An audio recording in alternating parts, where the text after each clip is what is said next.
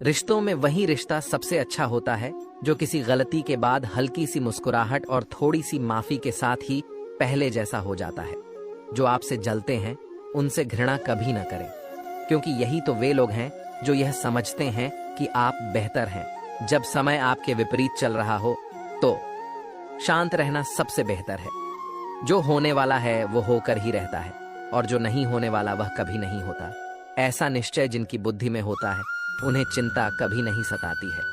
गीता में लिखा है, जब भक्ति में मन लगने लगे तो समझ लेना आपने भगवान को नहीं, भगवान ने आपको चुना है। कोई कुछ भी बोले, स्वयं को शांत रखो। धूप कितनी ही तेज हो, समुद्र सूखा नहीं करते। कान भरने वालों से हमेशा सावधान रहे, ये अच्छे अच्छे रिश्तों को बिगाड़ देते हैं। किसी के साथ दुख बांट पाना भी एक तरह का सुख है। योग्यताएं कर्म से पैदा होती हैं, जन्म से हर व्यक्ति शून्य होता है। उस आदमी से सावधान रहो जो बात नहीं करता, और उस कुत्ते से जो भौंकता नहीं है। इस जगत में सत्य से भी बड़ा सत्य प्रेम है, और जिसके प्रति प्रेम है उसके प्रति असत्य होना मुश्किल है। पूरी दुनिया की सबसे खूबसूरत जोड़ी मुस्कुराहट और आंसू है। इन दोनों का एक साथ मिलना मुश्किल है, लेकिन जब ये दोनों मिलते हैं वो पल सबसे खूबसूरत होता है। जब समंदर में कश्ती लेकर आ ही गए हैं तो अब तूफानों से क्या डरना। प्रभु का रास्ता बड़ा सीधा है और बड़ा उलझा भी। बुद्धि से चलो तो बहुत उलझा, और भक्ति से चलो तो बड़ा सीधा। विचार से चलो तो बहुत दूर, और भाव से चलो तो बहुत पास। जिस दिन हम ये समझ जाएंगे कि सामने वाला गलत नहीं है, सिर्फ उसकी सोच हमसे अलग है, उस दिन जीवन से सब दुख दूर हो जाएंगे। नमस्कार मित्रों, हमारे channel little Krishna ji vlog में आपका हार्दिक स्वागत है। हम आपसे अनुरोध करते हैं कि इस वीडियो को अंत तक देखें। यदि आपको हमारा प्रयास पसंद आए तो कृपया वीडियो को लाइक करें और नीचे कमेंट में जय श्री राधे कृष्ण लिखें। साथ ही अगर आपने अभी तक हमारे channel little Krishna ji vlog को सब्सक्राइब नहीं किया है तो तुरंत सब्सक्राइब करें और बेल आइकॉन दबाएं, ताकि हमारे नए प्रेरणादायक वीडियो सबसे पहले आपके पास पहुंच सके। तो चलिए दोस्तों, इंसान को इंसान से दूर करने वाली सबसे पहली चीज है जुबान, और दूसरी चीज है पैसा। रिश्ते निभाने के लिए बुद्धि नहीं, दिल की शुद्धि होनी चाहिए। सत्य कहो, स्पष्ट कहो, सम्मुख कहो। जो अपना हुआ वो समझेगा, जो पराया हुआ छुटेगा। भीड़ से हटकर अपने लिए नया जहान ढूंढो। गलतियां सब निकालते हैं, आप समाधान ढूंढो। जो जरूरी है परमात्मा वो तुम्हें देगा, जब जरूरी है तब देगा। तुम्हारी जल्दबाजी से कुछ नहीं होगा। सब्र करना सीखिए। सत्य कभी दावा नहीं करता कि मैं सत्य हूं, किंतु झूठ हमेशा दावा करता है कि केवल मैं ही सत्य हूं। किसी का मन और मौन बहुत कम लोग ही समझ पाते हैं। नियत साफ और मकसद सही हो तो यकीनन किसी न किसी रूप में ईश्वर भी आपकी मदद करते हैं। जब ऊपर वाला आपसे कुछ वापस लेता है तो ये मत सोचो कि उसने आपको दंड दिया है। हो सकता है कि उसने आपका हाथ खाली किया हो, पहले से कुछ बेहतर और अच्छा देने के लिए। रिश्ते हों या रास्ते, जब तक ठोकर नहीं लगती है तब तक अपनी सही जगह का ज्ञान नहीं हो पाता है। अंत में अर्थी उठाने वाले 4 ही लोग काफी हैं। अब ना ज्यादा लोग अच्छे लगते हैं और ना ही अब किसी से अच्छाई की उम्मीद। रिश्ता उसी से रखो जो इज्जत और सम्मान दे, मतलब कि भीड़ बढ़ाने का कोई फायदा नहीं। बदनामी का डर तो सिर्फ उसे होता है जिसमें नाम कमाने की हिम्मत नहीं होती। श्री कृष्ण कहते हैं, उन्हें छोड़ देना ही उचित है जो आपके होने का मूल्य ना जानते हो। नसीब से मिलते हैं दिल से रिश्ते निभाने वाले, वरना हम सफर पाकर भी ना जाने कितने लोग उदास हैं। सब लोग कहते हैं सीता और द्रौपदी के कारण हुई रामायण और महाभारत। किसी ने ये नहीं कहा कि नारी का सम्मान न करने का अंत है रामायण और महाभारत। जिस इंसान को गुस्सा ज्यादा आता है वो अंदर से उतने ही नर्म और इमोशनल स्वभाव के होते हैं, और साथ साथ इनकी तर्क शक्ति भी बहुत तेज होती है। ऐसे लोग काफी ईमानदार और खुले विचार के होते हैं। रिश्ते में विश्वास और मन में प्रेम हो तो रिश्ते कभी नहीं टूटते। सोचो, स्त्री और धन दौलत में आनंद अगर होता तो बुद्ध और महावीर यूं घर ना छोड़ते। यदि कोई योग्य मित्र मिला हो तो उसके साथ चले, यदि कोई नहीं मिला तो एक राजा की तरह अकेले ही चले। जिंदगी में कभी भी ये मत सोचो कि कौन कब कैसे कहां बदल गया। सिर्फ इतना देखो वह तुम्हें सिखाकर क्या गया। यही जीवन का ज्ञान है। पीड़ाएं केवल दुख नहीं देती, ज्ञान भी देती हैं। अहंकार छोड़ दो तो उसका मतलब सिर्फ इतना ही होता है कि तुम अब तक जो अतीत ने तुम्हें बनाया है उसे विस्मृत करो, उससे अपने को विच्छिन्न कर लो, ताकि ताजे के लिए, घटने के लिए जगह बन सके। अगर आप अपने अवचेतन मन में यह डालते हैं कि आपको बस 3 घंटे बाद उठना है, भले ही 2 दिन से आप सोए ना हो, लेकिन 3 घंटे के बाद तरोताज़ा फील करते हुए आप नींद से उठ जाएंगे। जवानी तुम संसार को देते हो और बुढ़ापा परमात्मा को। तुम्हारे देने से पता चलता है कि मूल्य किसका है। जवानी तुम व्यर्थ को देते हो और बुढ़ापा सबसे मूल्यवान को। जब शक्ति होती है तब तुम गलत करते हो, और जब शक्ति नहीं होती तो तब तुम कहते हो कि अब अच्छा करेंगे। स्वयं विचार करें, अगर आप दूसरों के विचारों से अपनी जिंदगी चला रहे हैं तो एक दिन आप खुद को एक पिंजरे में पाएंगे। अगर कोई रास्ता आपको डरा रहा है तो समझ लेना आगे बहुत बड़ी सफलता आपका इंतजार कर रही है। मछलियां भी खुश हो गईं ये जानकर, आदमी भी आदमी को जाल में फंसाने लगा है। जीवन एक रेलगाड़ी है, जब तक चलती रहती है लोग आते जाते रहते हैं। कभी तेज चलती है, कभी धीमी चलती है, कभी स्टेशन पे रुकती है।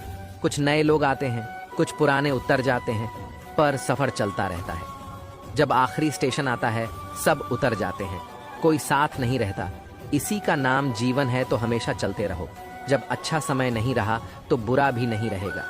इंसान का कुछ समझ नहीं आता। इंसान अपने बच्चों का जन्मदिन बनाने के लिए किसी बेजुबान का मरण दिन बना देता है। कभी कभी मन को मना लेना ही बेहतर होता है। हर जिद हमें खुशी नहीं देती। स्त्री हट के समक्ष सब बेबस है। स्त्री हट, अगर पत्नी किसी बात के लिए हट कर दे तो दुनिया का कौन सा पति अपनी पत्नी के हट को इनकार कर सकेगा। और तो और हमारे रामचंद्र जी महाराज को ही देखिए। सीता जी ने कहा, मैंने सुवर्ण मृग देखा है, मुझे वही मृग चाहिए। अब सुवर्ण मृग तो कोई होता नहीं। इतनी समझ तो गुरु माँ एक बालक को भी होती है, एक साधारण व्यक्ति को भी होती है। लेकिन जानकी जी ने कहा कि सुवर्ण मृग मैंने देखा है और वह मुझे चाहिए। श्री राम के बार बार समझाने पर भी उन्होंने हठ नहीं छोड़ा। श्री राम को तो फिर उस मायावी मृग के पीछे जाना ही पड़ा। कैकेयी तो स्त्री हट का सबसे बड़ा उदाहरण है। उसने अपने पति से हट किया कि राम को 14 साल का वनवास दो और मेरे पुत्र भरत को राजगद्दी पर बिठा दो। ये न्यायोचित तो था नहीं, नीति विरुद्ध ही था। राजा दशरथ जानते थे कि उनके दिए हुए वरदानों का कैकेयी दुरुपयोग कर रही है, फिर भी उनको स्त्री हट के आगे झुकना पड़ा, मानना पड़ा उसके हट को। बात बाल हट। बच्चा अगर हट कर ले और उसकी जिद पूरी करने में पूरे परिवार को भी अगर जुटना पड़ जाए तो परिवार जुट ही जाएगा। हालांकि हट को तो बुरा ही माना गया है, फिर भी अगर बालक हट करे तो क्षमा दी जाती है। यह सोचकर कि बच्चा है, जिद कर रहा कोई स्त्री अगर हट से अपनी बात मनवाना चाहे तो उसका पति अथवा घर के अन्य सदस्य उसकी बात को मानते तो हैं, पर उनके लिए वह एक मजबूरी हो जाती है। दिल से तो वे उसके हट को अच्छा नहीं मानते हैं। मजबूरी में अगर पत्नी के हट को पूरा करना भी पड़े तो भी पति के दिल को कोई प्रसन्नता नहीं होती है। आप जैसा करते हैं वैसा ही फल मिलता है। अक्सर आपने कुछ लोगों को हमेशा परेशान रहते देखा होगा। वे किस बात से परेशान हैं, इसका अंदाजा लगाना सबके बस की बात नहीं, क्योंकि वे अपनी चिंता दूसरे से साझा भी नहीं करते हैं। दरअसल आदमी जैसा कर्म करता है वैसा ही फल उसे प्राप्त होता है। ऐसी कहानियां और कथाएं आपने काफी पढ़ी और सुनी होंगी। जागरण अध्यात्म में आज हम आपको इससे जुड़ी ही एक कहानी के बारे में बताने जा रहे हैं। एक समय की बात है, एक गांव में दो किसान थे। वे खेती के साथ साथ बागवानी भी करते थे। एक अपने बाग में आम उगाए थे तो दूसरे ने किसान ने लीची उगाए थे। फलों के सीजन में उनके बाग में अच्छी पैदावार हुई तो वे दोनों अपने अपने फल बाजार में बेचने के लिए गए। बाजार से लौटते समय उन दोनों ने अपने लिए 5-5 किलो फल बचा लिए थे। वापस लौटते समय दोनों किसान रास्ते में मिले। दोनों एक दूसरे से बातें करने लगे। आम वाला किसान बोला, मैंने फल बचा तो लिए, लेकिन इस बार खूब फसल हुई, हम लोगों ने खूब आम खाए, अब खाने का बिल्कुल भी मन नहीं है। लीची वाले किसान ने कहा, यही हाल मेरा भी रहा, इस बार लीची की अच्छी पैदावार हुई है। दोनों ने यह फैसला किया कि दोनों आपस में फल बदल लेते हैं। आम वाले ने लीची ले ली और लीची वाले किसान ने आम, लेकिन आम वाला किसान बहुत लालची था। उसने दूसरे किसान से नजर बचाकर कुछ आम अपने कर रख ली। वहीं दूसरी ओर लीची वाला किसान आम पाकर बहुत खुश हुआ। वे दोनों अपने घर चले गए। घर जाकर लीची वाले किसान ने पूरे परिवार को आम खिलाए और उसे बड़ी अच्छी नींद आई। लेकिन आम वाला किसान रात भर शंका में जागता रहा। उसे यह लग रहा था कि उसकी तरह लीची वाले किसान ने कुछ लीचियां छुपाकर तो नहीं रख ली हैं। वह उस रात बहुत परेशान रहा। एक बार एक व्यक्ति अपनी नई कार को बड़े प्यार से पॉलिश करके चमका रहा था। तभी उसकी 5 साल की बेटी पत्थर से कार पर कुछ लिखने लगी। कार पर खरोंच लगती देखकर पिता को इतना गुस्सा आया कि वह बेटी का हाथ जोर से मरोड़ देता है, इतनी जोर से कि बच्ची की उंगलियां टूट जाती हैं। बाद में अस्पताल में दर्द से कराह रही बेटी पूछती है, डैड, मेरी उंगलियां कब ठीक होंगी? गलती पर पछता रहा पिता कोई जवाब नहीं दे पाता। वह वापस जाता है और कार पर लातें बरसाकर गुस्सा निकालता है। कुछ देर बाद उसकी नजर उसी खरोंच पर पड़ती है जिसकी वजह से उसने बेटी का हाथ तोड़ा था। बेटी ने पत्थर से लिखा था, आई लव यू पापा। इस कहानी से हमें यह सीख मिलती है, गुस्से और प्यार की सीमा नहीं होती। याद रखें कि चीजें इस्तेमाल के लिए होती हैं और इंसान प्यार करने के लिए, लेकिन होता इससे उलट है। लोग चीजों से प्यार और लोगों को इस्तेमाल करते हैं।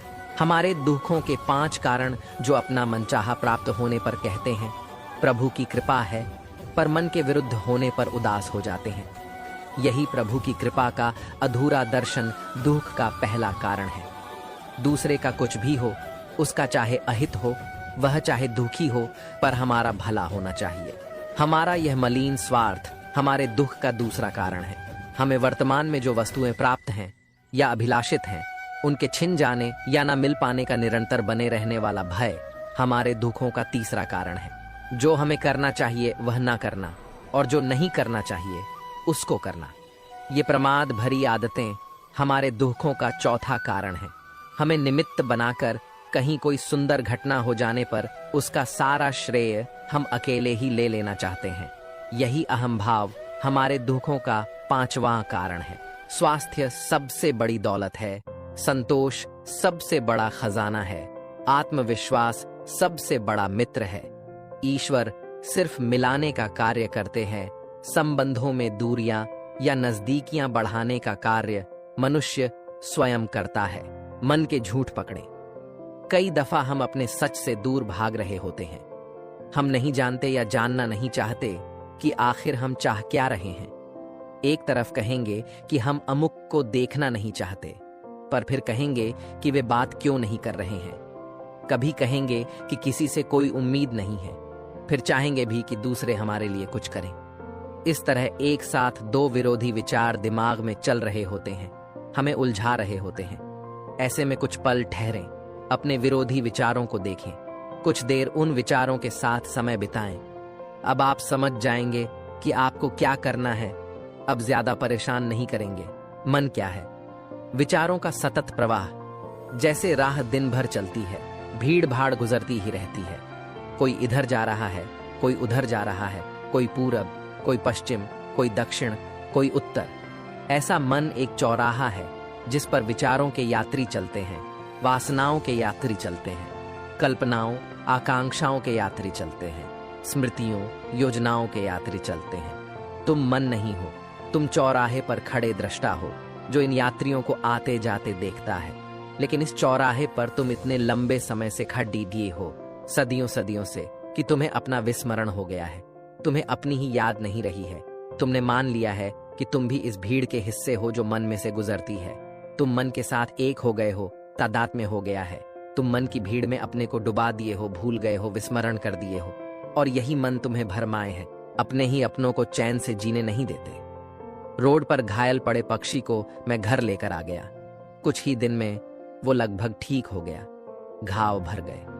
मैंने एक गांव वाले से पूछा, ये पक्षी थोड़ा उड़ नहीं पा रहा, क्या मैं पास मौजूद पहाड़ी पर इसे छोड़ दूं, जहां इसके बिरादरी के और भी पक्षी है? उन पक्षियों के साथ इसका मन लग जाएगा। गांव वाले ने कहा, आपने इसे बचाया है तो इसे मरने के लिए मत छोड़ो।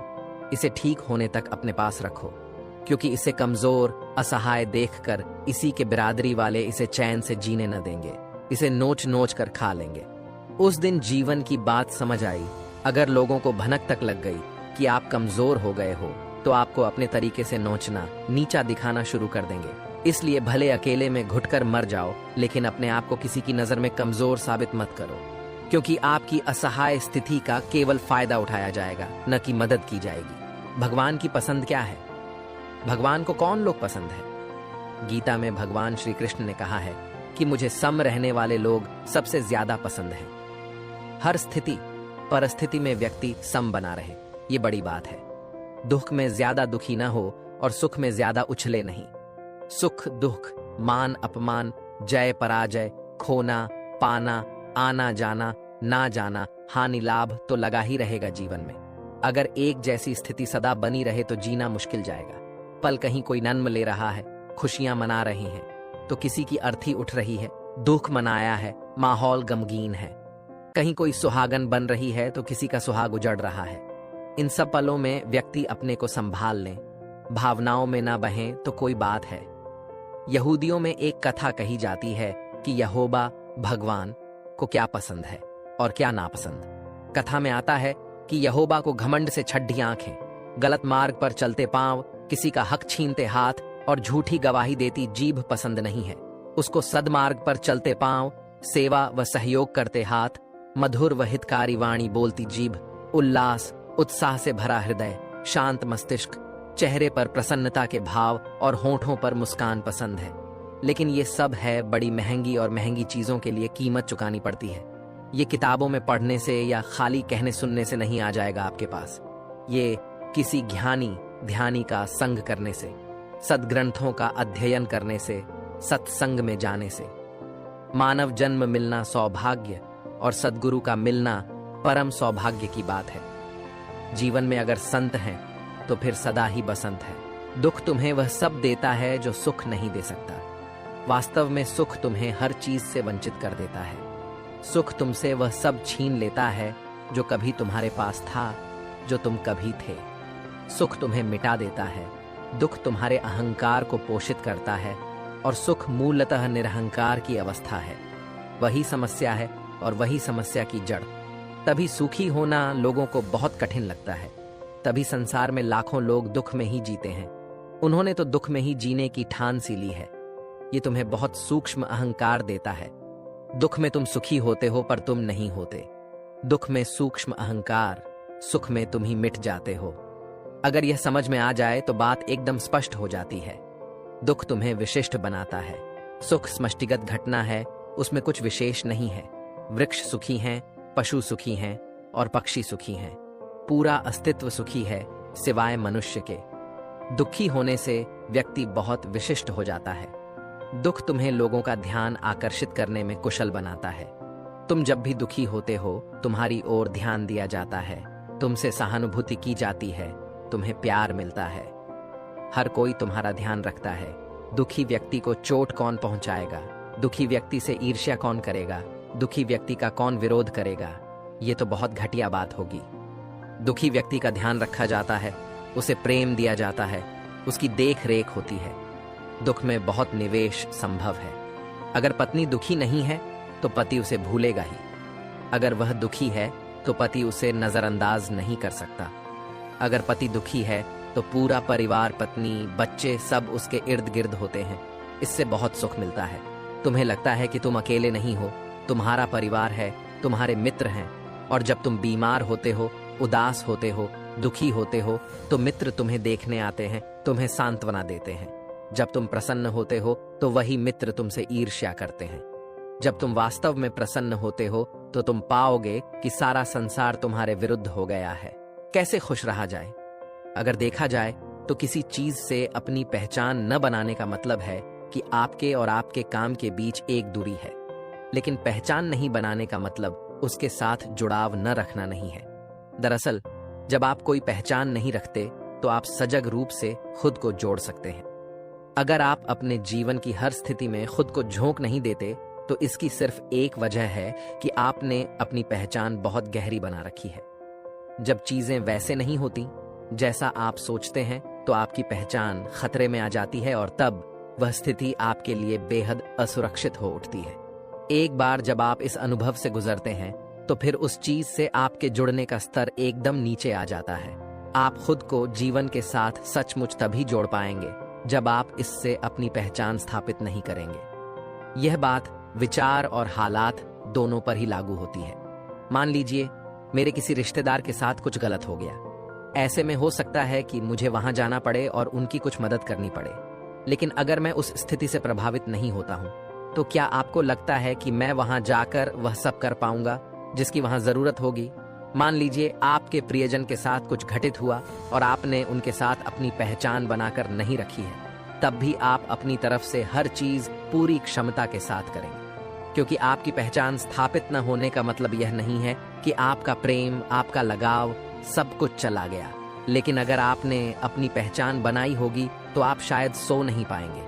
आप ही बताइए कि अगर आपके सामने ऐसी स्थिति आए कि आपके आसपास किसी के साथ कुछ गलत घटित हो जाए और उस समय उन्हें आपकी जरूरत हो, तो वहां होने का सबसे अच्छा तरीका कौन सा होगा? वहां अपने होशो हवास को पूरी तरह से बनाए रखते हुए अपनी पूरी क्षमता के साथ मौजूद होना, या फिर अपना संतुलन खोकर वहां रहना? दोनों में से बेहतर क्या होगा? अब तक सारे लोगों ने आपको हमेशा यह यकीन दिलाया है कि अगर आपका कोई अपना बीमार होता है, मरता है या कुछ बुरा होता है तो आपको टूट जाना चाहिए, नहीं तो यह समझा जाएगा कि आप उन्हें प्यार नहीं करते। ब्रह्मचर्य का अर्थ है आपने कुछ नहीं किया, अपने जीवन को आपने वैसे ही जैसे रचनाकार ने आपको बनाया। आप इसमें से कुछ और नहीं बनाते, तो इसमें कोई कदम नहीं उठाना है। अगर आप कुछ नहीं करते तो आप ब्रह्मचारी हैं, लेकिन इसके लिए साधना है, अभ्यास है, अनुशासन है। वो सब किस लिए हैं? ये सब आपको बस वैसे ही रहने में मदद करने के लिए है। इसका कारण यह है कि आपने इस पृथ्वी से बहुत कुछ लिया है, तो पृथ्वी के बहुत से गुण आप में आ जाते हैं और आप पर अधिकार जमाते हैं। एक मूल गुण यह है कि जब आप पृथ्वी को शरीर के रूप में उठा लेते हैं तो उसमें एक चीज आती है, जड़ता। सुबह उठने पर भी जड़ता का अनुभव होता है। आप उठना नहीं चाहते। अगर आप दिव्यता के पथ पर बढ़ना चाहते हैं तो यह जरूरी है कि आप पृथ्वी के गुणों के आगे न झुकें। एक बात जड़ता है तो दूसरी है मजबूरीवश चलना। अगर आप पृथ्वी को शरीर के रूप में उठा लेते हैं तो आप पृथ्वी जैसे हो जाते हैं। ये आपको गोलाकार चक्करों में ले जाती है। चक्रीय गति हर उस चीज का मूल आधार है जिसे ब्रह्मांड में भौतिक कहते हैं। आप अगर एक गोल चक्र में घूमते हैं, चाहे वह कितना भी बड़ा हो, आप हमेशा वापस आते हैं, चाहे कोई आपको वापस न बुलाए। हमें नहीं पता कि ये दुनिया आपका यहाँ होना पसंद करती है या नहीं, लेकिन आप किसी भी तरह से वापस आ ही जाएंगे, क्योंकि आप एक गोल चक्र में हैं। जो यह महसूस करते हैं कि यहाँ उनकी कोई जरूरत नहीं है, जो एक सीधे रास्ते पर चलना चाहते हैं, उनके लिए यह दिव्य पथ है, ग्रहों के जैसा गोल घूमने वाला प्रक्षेप पथ नहीं। तो कोई भी इंसान ब्रह्मचर्य को एक प्राकृतिक प्रक्रिया की तरह नहीं, बल्कि एक मार्ग और एक अनुशासन की तरह अपनाता है, जिससे वे जीवन की चक्रीय गति, जन्म मरण के चक्कर में न पड़े। वे जीवन की चक्रीय गति के आगे झुकना नहीं चाहते। तो ब्रह्मचर्य क्या करना होता है? अगर आप बहुत जागरूक हैं तो इसमें कुछ भी नहीं करना है। ये बहुत सरल है। आप रोज सुबह ऐसे उठते हैं जैसे अभी अभी पैदा हुए हैं। रात में सोने के लिए ऐसे जाते हैं जैसे आप मरने वाले हैं। बीच के समय में आप वो करते हैं जो लोगों के लिए उपयोगी है। ईर्ष्या को हमेशा से एक कुटिल भावना के रूप में देखा गया है, लेकिन ईमानदारी से कहूं तो मेरे लिए इसने बराबर काम किया है। ये मुझे प्रेरणा देती है। तो जब भी मेरे मित्र कुछ नया सीखते हैं तो मेरे अंदर से भाव आता है कि मैं उनसे बेहतर करूं। और शायद यही कारण है कि मैं अपने सपनों के कॉलेज में पहुंच गया हूं। तो आपको लगता है कि ईर्ष्या क्या एक नकारात्मक भावना है, या ये आपको बेहतर करने के लिए प्रेरित करती है? सौभाग्यवश आज के दिनों में ऐसा नहीं होता, लेकिन उन दिनों जब हम बड़े हो रहे थे, खास तौर से छोटे शहरों में, लोग मजा लेने के लिए एक डिब्बे में पटाखे भर के किसी गड्ढे की पूंछ से बांध देते थे। विशेष रूप से दिवाली के दिनों में यह काफी लोकप्रिय था। जब पटाखे छूटने लगते तब वो बेचारा गड्ढा इधर उधर भागता था, घोड़े से भी ज्यादा तेज। क्या आपको लगता है कि जीवन को प्रेरित करने का यह कोई अच्छा तरीका है? आपके पास और भी बेहतर और समझदार तरीके हैं। जब आपको लगता है कि आपकी पूंछ सुलग रही है तो आप दौड़ सकते हैं। लोग कहते हैं कि अगर कोई कुत्ता आपके पीछे पड़ जाए तो आप वाकई तेज दौड़ेंगे। लेकिन उसैन बोल्ट इसलिए तेज नहीं दौड़ते कि उनकी पूंछ में आग लगी है। वे इसलिए तेज दौड़ते हैं क्योंकि उन्होंने अपने पैरों और फेफड़ों को इस तरह तैयार किया है कि वे चाहे जैसे दौड़ें वे सबसे तेज होंगे। क्या यह तेज दौड़ने का सही तरीका नहीं है? अब यदि आप इसलिए तेज दौड़ना चाहते हैं कि एक कुत्ता आपके पीछे लगा है या आपकी पूंछ में आग लगी है, तो यह तेज दौड़ने का सुखद तरीका नहीं है। अगर आप इसलिए तेज दौड़ना चाहते हैं कि कोई कुत्ता आपके पीछे लगा है या आपकी पूंछ में आग लगी है, तो यह तेज दौड़ने का सुखद तरीका नहीं है। एक बात यह है कि आप तेज दौड़ते हैं, यह महत्वपूर्ण है, लेकिन दूसरी बात यह है कि दौड़ने अनुभव शानदार है। क्या यह भी महत्वपूर्ण नहीं है? आप अपने सपनों के कॉलेज में आ गए हैं, लेकिन अब आपके लिए ये 3 साल नरक समान भी हो सकते हैं। क्या यह महत्वपूर्ण नहीं है कि ये 3 साल आपके जीवन का एक शानदार अनुभव बने? सिर्फ दौड़ना महत्वपूर्ण नहीं है, आप इसे कैसे अनुभव करते हैं और कल इससे आपको क्या मिलता है वह भी उतना ही महत्वपूर्ण है। जीवन और मृत्यु का स्वभाव क्या है, यह जानने के लिए सभी तरह की चीजें की गई हैं, पर आप इसके बारे में सोचकर या प्रयोग करके इसको समझ नहीं सकते। सिर्फ अनुभव से ही आप इसे समझ सकते हैं। जब भी लोग मृत्यु और मृत्यु के बाद क्या होता है के बारे में मुझसे सवाल करते हैं, तो मैं उन्हें याद दिलाता हूं कि इसे अनुभव से जानना ही सबसे अच्छा है। मेरा मतलब यह नहीं है कि उन्हें मर जाना चाहिए। मेरा कहना यह है कि आपको अपने अंदर के जीवन के बारे में जानना चाहिए। आप अगर सिर्फ अपने शरीर का अनुभव कर रहे हैं तो मैं चाहे कुछ भी कहूं, आप उलटा ही समझेंगे। अगर आपके जीवन का अनुभव केवल आपके मानसिक और शारीरिक ढांचे तक ही सीमित है, तो आप इस आयाम तक नहीं पहुंच सकते। मृत्यु और उसके बाद जो कुछ भी है, वो कोई ऐसे रहस्य नहीं है जो किसी स्वर्ग या नर्क में छिपे हुए हैं। वे यहीं पर हैं, अभी हैं। बात बस यह है कि अधिकतर मनुष्य इस ओर पर्याप्त ध्यान नहीं देते, क्योंकि वे बाकी चीजों के साथ बहुत व्यस्त रहते हैं। उनके लिए उनका पेशा, उनका कारोबार उनके जीवन से भी ज्यादा महत्वपूर्ण है। उनके लिए उनका प्यार संबंध उनके जीवन से भी ज्यादा महत्वपूर्ण है। उनके पड़ोस के किसी व्यक्ति के साथ उनकी छोटी सी समस्या उनके जीवन से भी ज्यादा महत्वपूर्ण है। वे कैसे कपड़े पहनते हैं, ये उनके जीवन से बहुत ज्यादा महत्वपूर्ण है। ये सिर्फ कुछ ही उदाहरण है। जीवन के बारे में आपके विचार गलत हैं तो जीवन आपसे दूर ही रहता है। वास्तव में जीवन आपसे दूर नहीं होता, आप उससे बच बच कर रहते हैं। जीवन आपको टालने की, आपसे दूर जाने की कोशिश नहीं करता, आप ही उससे दूर रहते हैं। आपके जीवन के कड़वे दर्द भरे अनुभव आपको जीवन की वजह से नहीं हुए थे, वे अपने मन और शरीर को संभालने की आपकी अयोग्यता की वजह से हुए थे। जीवन ने कभी आपको कोई दर्द या पीड़ा नहीं दी है, यह सिर्फ आपके मन और शरीर के कारण हुए हैं। आप जानते ही नहीं कि अपने शारीरिक और मानसिक ढांचे को कैसे संभालें। आपको कुदरत ने 2 अद्भुत साधन दिए हैं, पर आपने उनको बिगाड़ दिया है। आपके सभी दुख और पीड़ाएं बस आप ही की वजह से हैं, जीवन की वजह से नहीं। हम हमेशा यही आशा करते हैं कि हमें कुछ मिले।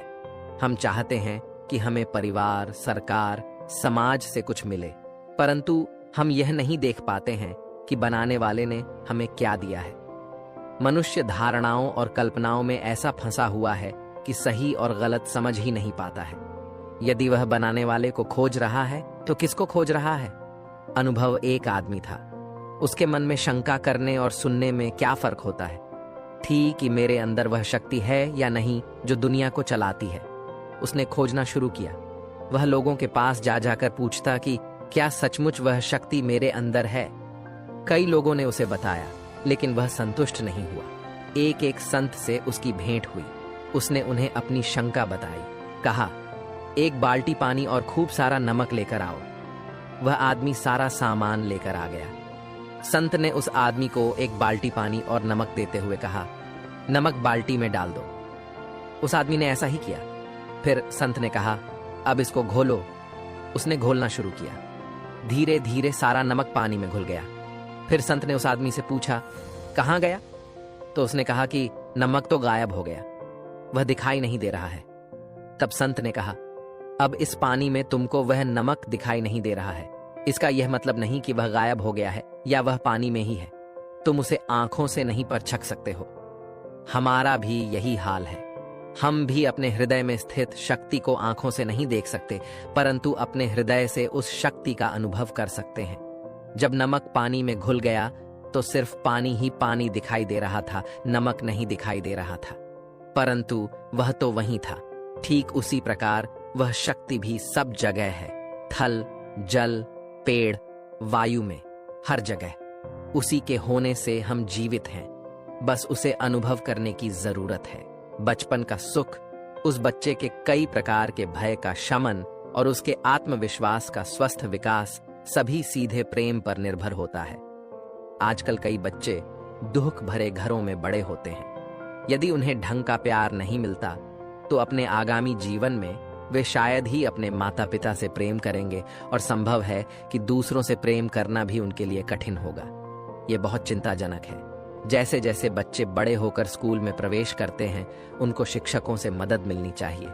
यदि कोई शिक्षक न केवल शास्त्रीय शिक्षा देता है, परंतु विद्यार्थियों को जीवन के लिए भी तैयार करने का उत्तरदायित्व लेता है, तो उसके विद्यार्थियों में उसके लिए विश्वास तथा सम्मान की भावना जागेगी। विद्यार्थियों को जो कुछ भी सिखाया गया है, वह उनके चित्त पर अमिट निशान छोड़ जाएगा। दूसरी ओर, अपने विद्यार्थियों के संपूर्ण कुशल मंगल की चिंता नहीं रखने वाले शिक्षक द्वारा सिखाए गए विषय शायद उनको बहुत समय तक याद भी नहीं रहे। भावनाओं का असर हर जगह पड़ता है। प्रेम पूर्वक किए गए व्यवहार का सकारात्मक असर पड़ता है और उपेक्षापूर्ण व्यवहार का नकारात्मक असर पड़ता है। ये बात बच्चों पर ही नहीं, सभी पर लागू होती है। इसलिए सभी के साथ प्रेम पूर्वक व्यवहार करना चाहिए। बहुत सी सर्वश्रेष्ठ चीजें शांत माहौल में ही सीखी जा सकती हैं और कई चीजें तूफान के बीच ही सीखते हैं। सफलता से ज्यादा दिलचस्प होता है संघर्ष।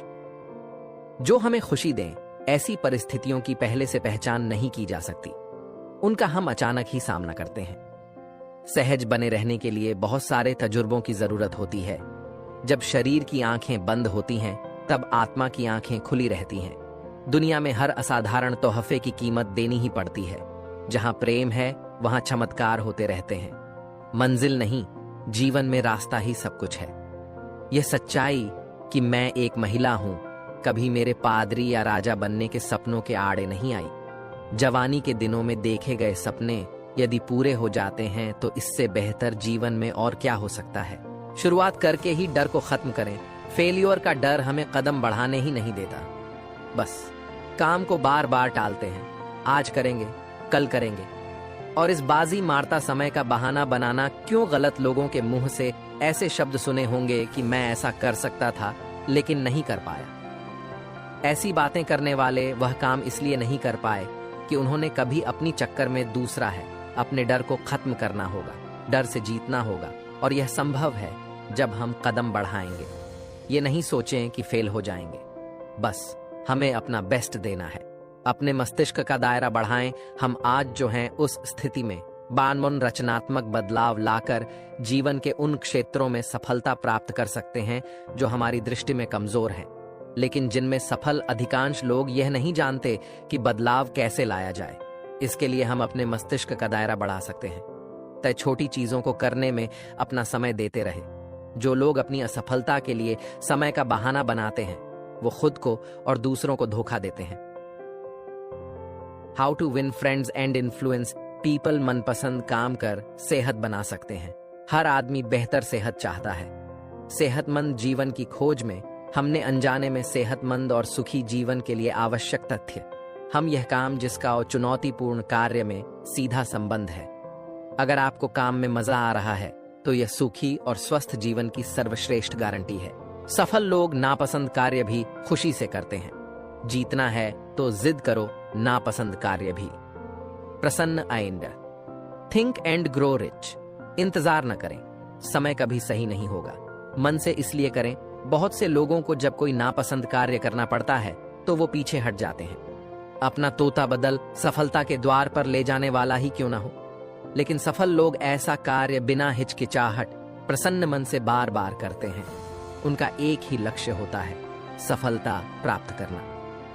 अधिकांश लोग असफल इसलिए रहते हैं कि वो कुछ सार्थक करना शुरू करने के लिए सही समय का इंतजार करते हैं। इंतजार न करें। क्या गलत है बनाम कौन गलत है, सकारात्मक सोच के सबूत के रूप में यह भी है कि क्या गलत है और कौन गलत है के अंतर पर ध्यान दें। अगर आप हमेशा यह समय कभी सही नहीं होगा, आप जहां खड़े हैं वहीं से शुरू करें और आपके पास आपके अधिकार में जो उपकरण हैं उन्हीं के साथ काम करें। जैसे जैसे आगे बढ़ेंगे बेहतर उपकरण मिल जाएंगे। नजरें मिलाकर बात करने से बढ़ेगा भरोसा। नजरें मिलाकर बात करने से सामने वाले को यह संदेश जाता है कि आप ईमानदार और सच्चे हैं। आप जो कह रहे हैं उस बात में है। आप डरे खोजेंगे कि कौन गलत है तो आप पूरी तरह पकी करते हम सबको हमेशा दोष खोजेंगे। जब किसी को दोष देने की खोज में आप लगे रहेंगे तो सभी इस बात को समझ जाएंगे और किनारे हो जाएंगे। वो इंतजार करेंगे कि किस पर तलवार गिरेगी। हुए हैं। हमेशा दूसरों की आंखों में आंखें डालकर बात करें। इससे न सिर्फ आपका आत्मविश्वास बढ़ेगा बल्कि सामने वाला भी आप पर विश्वास करेगा। खुद को जान जाएंगे तो सारे कष्ट भी मिट जाएंगे। मैंने मन, शरीर और आत्मा के बीच एक संबंध देखा है, पर मैं इस बात को लेकर भी उत्सुक हूं कि कैसे दो मरीजों का एक सी बीमारी एक ही डॉक्टर के उसी इलाज के बाद भी परिणाम अलग अलग होता है। एक जीवित बच जाता है तो दूसरा जिंदगी की जंग हार जाता है। इससे मुझे एक अंतर्दृष्टि मिली कि हमारे रोजमर्रा के अनुभव या जिसे हम सच कहते हैं वे दरअसल हमारी सामाजिक रेवा, हमारी कंडीशनिंग के चलते हुआ एक सम्मोहन है। ज्यों ज्यों हमारी चेतना या अनुभव बदलते जाते हैं ये सच्चाई भी बदलती जाती है। मुर्गा सुबह सुबह बांग देता है और ठीक उसी समय सूर्योदय होता है, पर हम ये नहीं सोचते कि बांग के कारण ही सूरज निकलता है। हाँ, इसमें संबंध जरूर है। हमारा मन, दिमाग और ये भौतिक दुनिया अस्तित्व की गहराई में परस्पर संबंधित है। हम मौत से डरते हैं, क्या इसे रोक सकते हैं? जवाब है कि जैविक मृत्यु झूठे आधार से तय होती है, मतलब बायोलॉजी से। जबकि आप न आपका शरीर है न मन है, आप इस दुनिया के अनुभव में भी नहीं हैं। तो फिर हम कौन हैं? ऐसा क्या है जो सिर्फ हमारा अनुभव ही जानता है?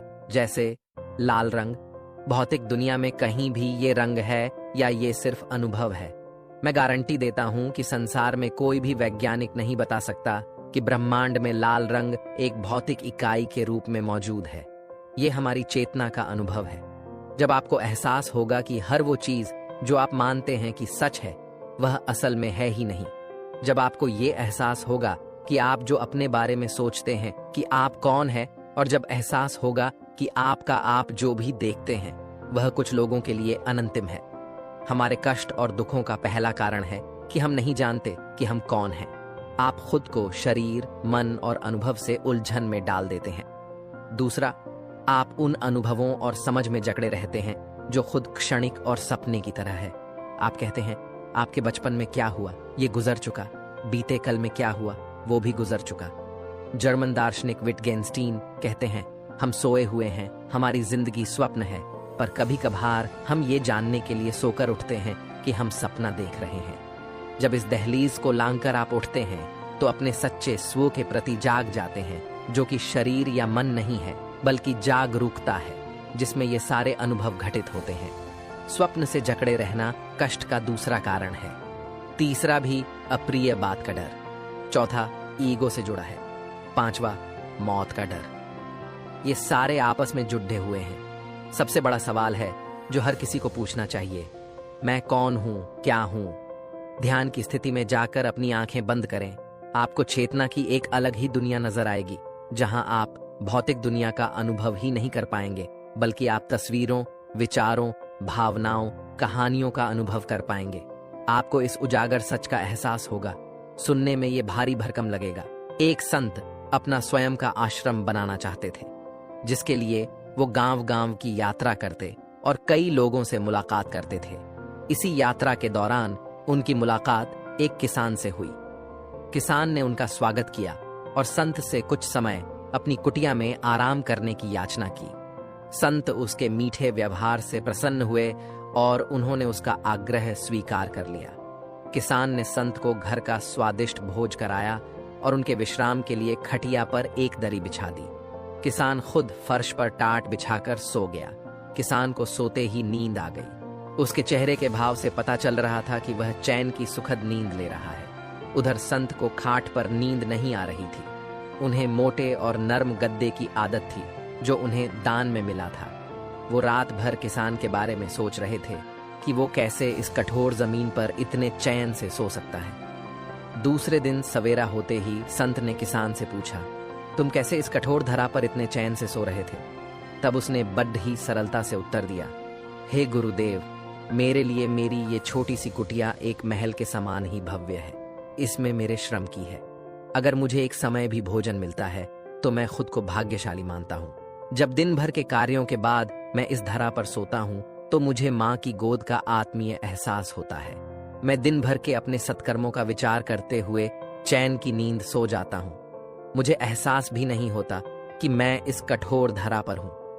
जब संत जाने लगे तब किसान ने कहा, हे गुरुवर, क्या मैं भी आपके साथ आश्रम के लिए धन एकत्र करने चल सकता हूँ? तब संत ने विनम्रता से उत्तर दिया, पुत्र, तुमने जो मुझे आज ज्ञान दिया है उससे मुझे पता चला कि चित्त का सुख कहाँ है। अब मुझे किसी आश्रम की इच्छा नहीं रह गई। ये कहकर संत वापस अपने देश लौट गए और एकत्र किया। धन उन्होंने गरीबों में बांट दिया और स्वयं एक कुटिया बनाकर रहने लगे। जीवन का सुख संतोष में है। अगर मनुष्य जो है उसे स्वीकार कर ले और उसी में खुशियां तलाशे तो वो उसी क्षण सारे सुख का अनुभव कर लेता है। कई घरों में अपार धन दौलत ऐशो आराम होते हुए भी वहां सुख शांति नहीं होती, क्योंकि उन्हें जो है उसमें संतोष नहीं होता। कहते हैं, जिन्हें दूसरों की थाली में घी ज्यादा दिखता है वो कभी खुद चैन से नहीं रहते। व्यक्ति को हमेशा वो चाहिए जो उसके पास नहीं है, और वो मिल जाए तो नई महत्वाकांक्षा उसकी जगह ले लेती है। इस तरह पूरा जीवन असंतोष में ही बीत जाता है। संतुष्टि ही जीवन का मूल मंत्र है। अगर इंसान में संतोष है तो कोई दुख उसे तोड़ नहीं सकता। यही है जीवन का रहस्य। अक्सर लोग एक बहुत ही कॉमन सवाल पूछते हैं कि मैं खुश कैसे रह सकता हूँ। मैं उन्हें एक आदमी के बारे में बताता हूँ जो हमेशा शिकायत करता रहता था कि उसके ऊपर ईश्वर की कृपा नहीं है। एक दिन अचानक उसकी आंखों में कुछ खुजली हुई जिसने उसका नजरिया पूरी तरह बदल दिया। डॉक्टर ने इसे कैंसर बताया और आंखें निकालने की नौबत आ गई ताकि कैंसर पूरे शरीर में ना फैले। एकदम बिखर चुका वह इंसान ज्यों ही सर्जरी वार्ड में अंदर गया, उसके दिमाग में एक ही ख्याल था, उसका धुंधला भविष्य। हालांकि ऑपरेशन के दौरान सर्जन ने पाया कि यह रेटिना के पीछे महज एक फंगस है जिसे सिर्फ साफ करने की जरूरत है। आखिरकार जब उस आदमी की आंखों की पट्टी खोली गई तो वह यह देखकर खुशी से झूम उठा कि वह अभी भी देख सकता है, और तब उसने अपनी आंखों की रोशनी के लिए ईश्वर को धन्यवाद दिया। आखिर में सामने आया कि अपनी नेमतों पर ध्यान केंद्रित करने वाले समूह के लोग 25% ज्यादा खुश थे, जबकि नकारात्मक पर ध्यान केंद्रित करने वाले 30% ज्यादा दुखी थे। कृतज्ञता की भावना, सकारात्मकता और अच्छा मानसिक व शारीरिक स्वास्थ्य विकसित करने का एक निश्चित तरीका है। इसका ये मतलब नहीं कि जिंदगी इसका ये को परी कथाओं की तरह परिपूर्ण माना जाए, बल्कि सभी हालातों में उम्मीद की किरणों को खोजते हुए खुद में लचीलापन विकसित किया जाए। सवाल है कि दिमाग को ग्रैटिट्यूड का प्रशिक्षण देने की जरूरत क्यों है? दरअसल जीवन में चुनौतियां और समस्याएं आनी ही हैं, पर आराम की चाहत में दिमाग समस्याओं की ओर ज्यादा जोर देता है और सकारात्मक पक्ष भूल जाता है। दिमाग एक समय पर एक ही भावना पर ध्यान केंद्रित कर सकता है। जब हम आसपास की अच्छाइयों पर लगातार ध्यान देते हैं तो दिमाग को नकारात्मक चीजों के लिए सोचने की गुंजाइश ही नहीं बचती। इसलिए कृतज्ञता की भावना जीवन का दृष्टिकोण सही करने में मदद करती है। कृतज्ञता विकसित करने और अभ्यास करने के लिए आपके पास जो है उस पर ध्यान दें, न कि कमियों पर। हर किसी का कप आधा खाली है, पर वो आधा भरा हुआ भी है।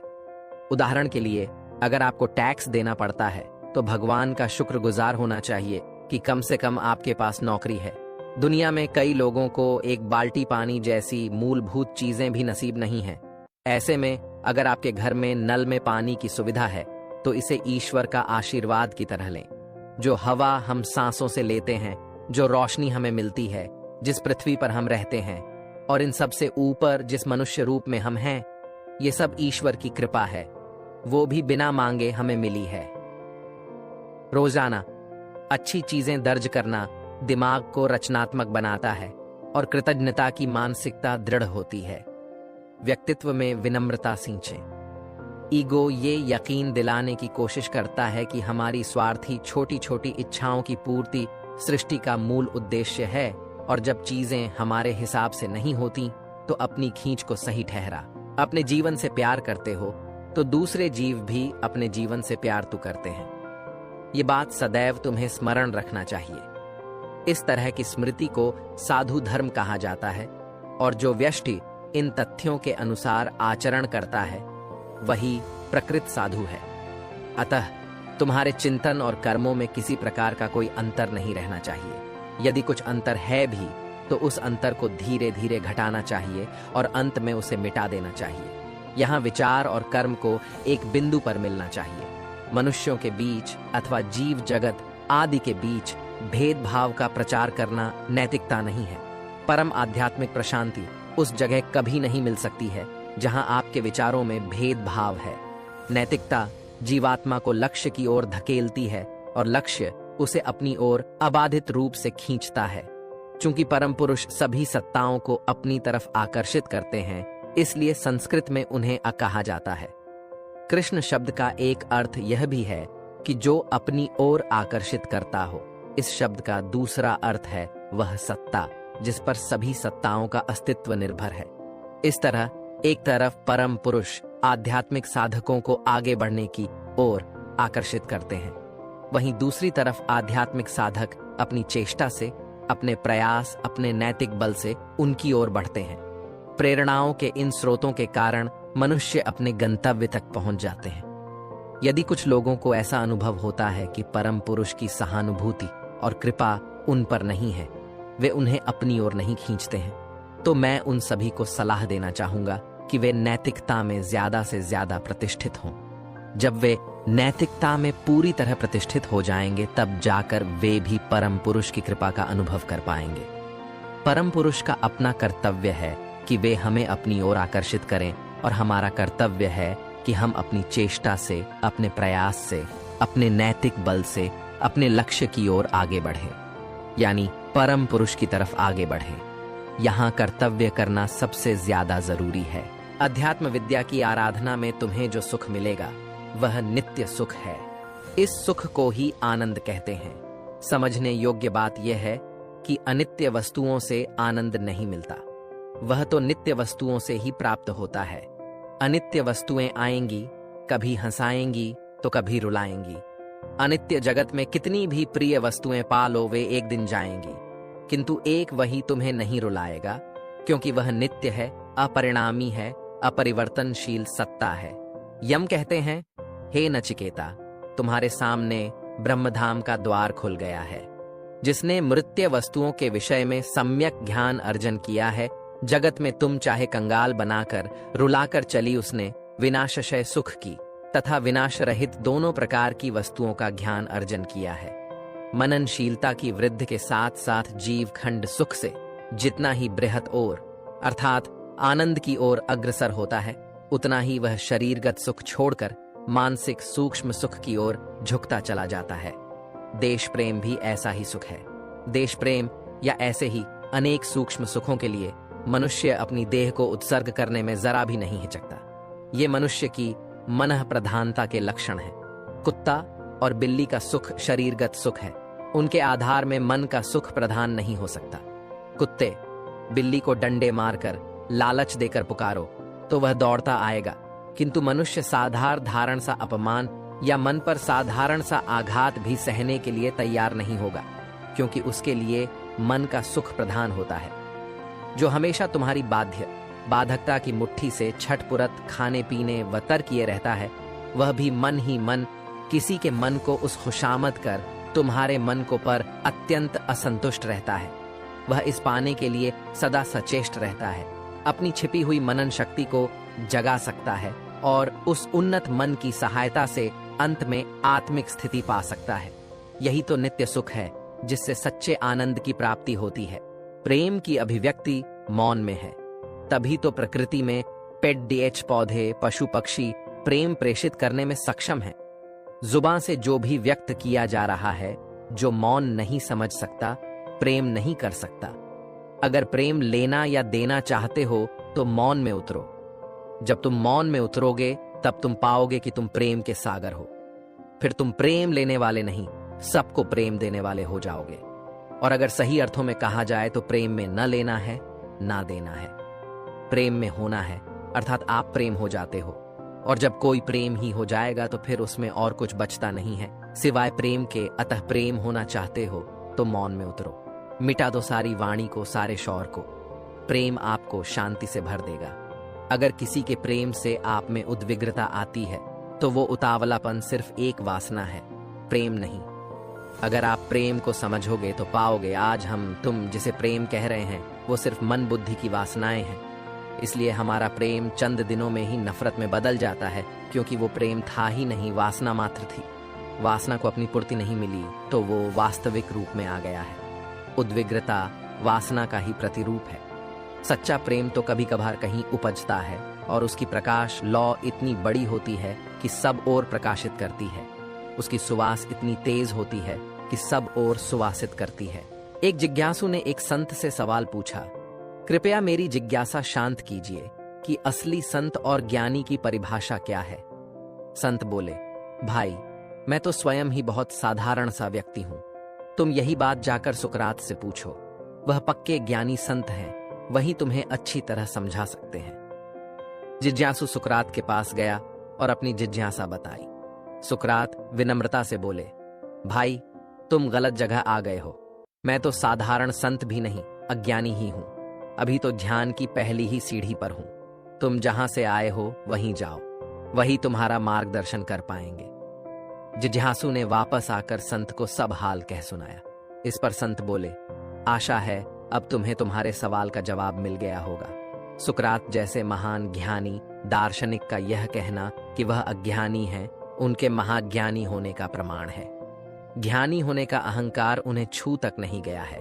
असली संत वही है जो अपने ज्ञान पर घमंडन करे और स्वयं को एक विद्यार्थी ही समझे। संत सदा ही ज्ञान अपने लिए नहीं, दूसरों के लिए अर्जित करता है।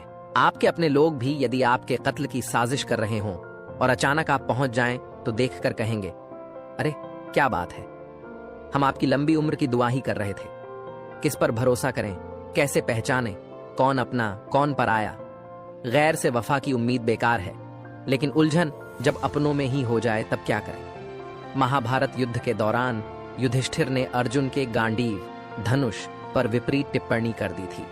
अर्जुन की प्रतिज्ञा थी, जो मेरे गांडीव को अपशब्द कहेगा मैं उसका वध कर दूंगा।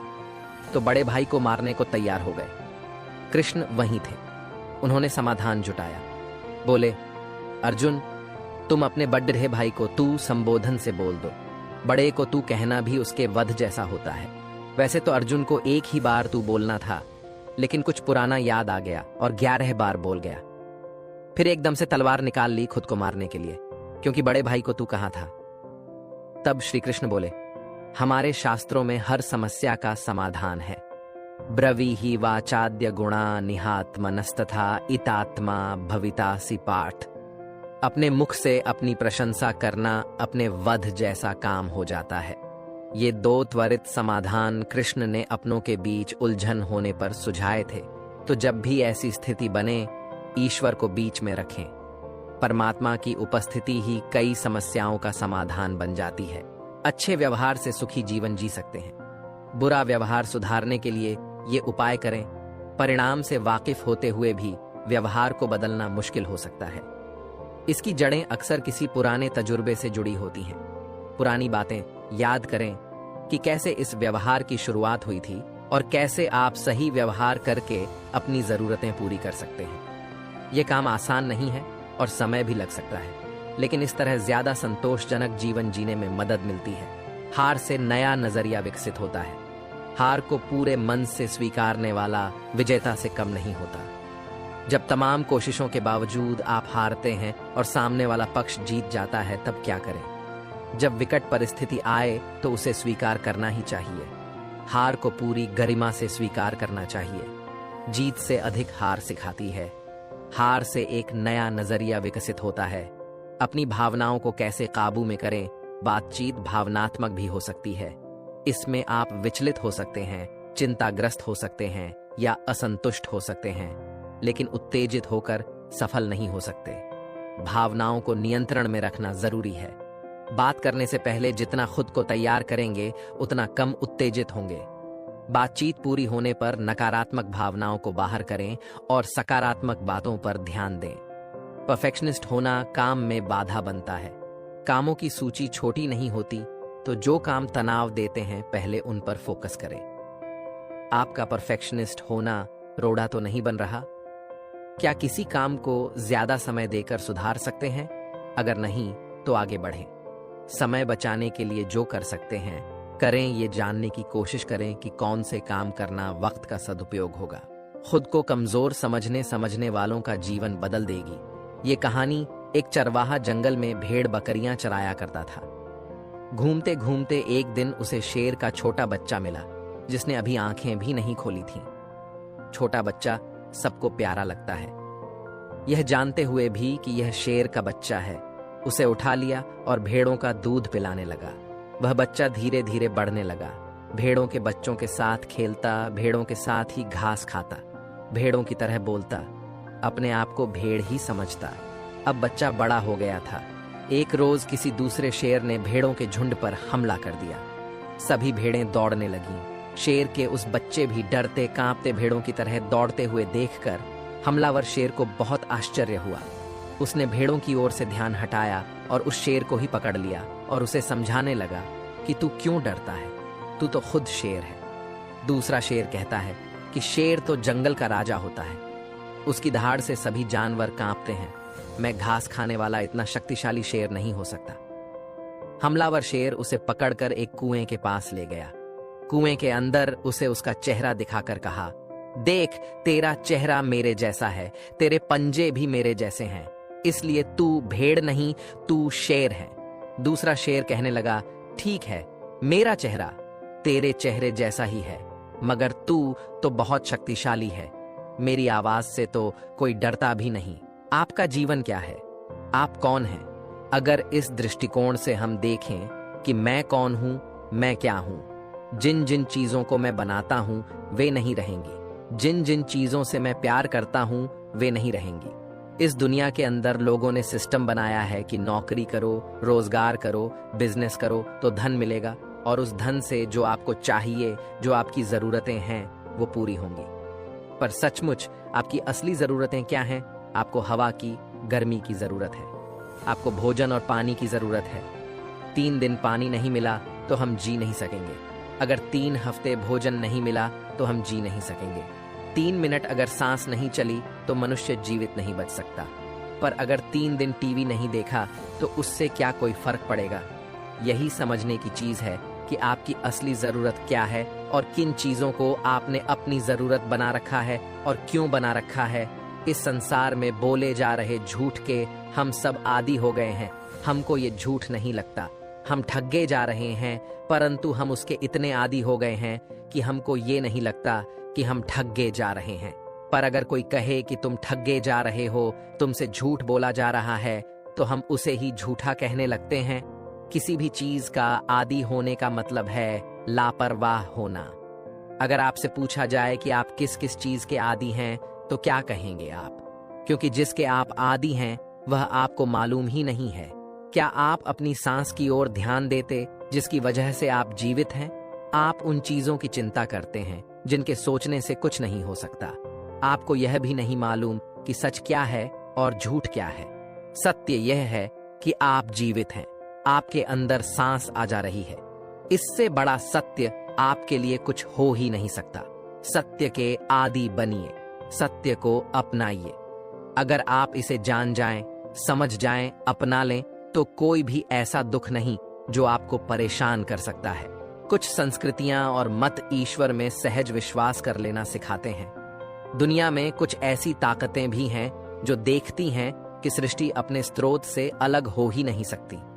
अगर इस सृष्टि के सृजन में सृष्टा का हाथ है तो आपको बस इतना स्मार्ट बनना है कि आप उस सृजक ईश्वर का हाथ पकड़कर उसे नीचे खींच लें।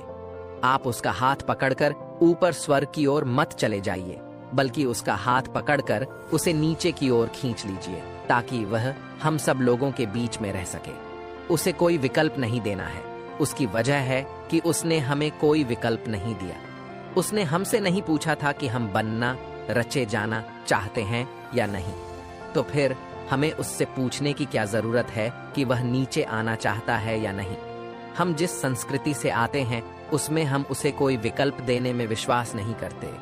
हमें उसके चेहरे से नकाब हटाना है ताकि वह सृष्टि की आड़ में छिपकर हमारे साथ अजीबोगरीब हरकतें न कर सके। जो शक्ति सृजन रचना करती है वह अपनी रचना से गायब नहीं हो सकती, लेकिन वह बड़ी कुशलता से खुद को तब तक छिपाने में कामयाब रहती है जब तक कि आप उसका नकाब हटाने की कोशिश नहीं करते। तो जिसे आप आध्यात्मिक प्रक्रिया कहते हैं वह महज उस ईश्वर पर पड़े पर्दे को हटाना है। बहुत से लोग जीवन के अनेक पलों में या फिर कई लोग अपने पूरे जीवन भर ऐसे जीते हैं मानो वे खुद में ही सब कुछ हैं। बहुत सारे लोगों के लिए उनका संघर्ष, उनकी समस्याएं, उनकी पीड़ा, उनकी कोशिशें, उनकी चाहत, उनका अकेलापन, जीवन जीने की कड़ी जद्दोजहद सब कुछ ऐसे हो रहे हैं मानो वे जो हैं अपने ही बलबूते पर हैं। ऐसे में लोगों को एक विकल्प दिया गया कि वे किसी चीज पर विश्वास कर लें ताकि मनोवैज्ञानिक तौर पर उन्हें राहत मिल सके। ये विकल्प लोगों को खास तरह की मजबूती का भाव, तसल्ली, सुनिश्चितता व खास तरह का आत्मविश्वास देता है। लेकिन अफसोस की बात है कि इस विकल्प से थोड़ी मूर्खता भी आ जाती है। किसी की कही हुई बात पर सहजता से आपका विश्वास कर लेना तब तक तो ठीक है जब तक आप दुनिया में किसी जिम्मेदार व शक्तिशाली पद पर नहीं पहुंच जाते।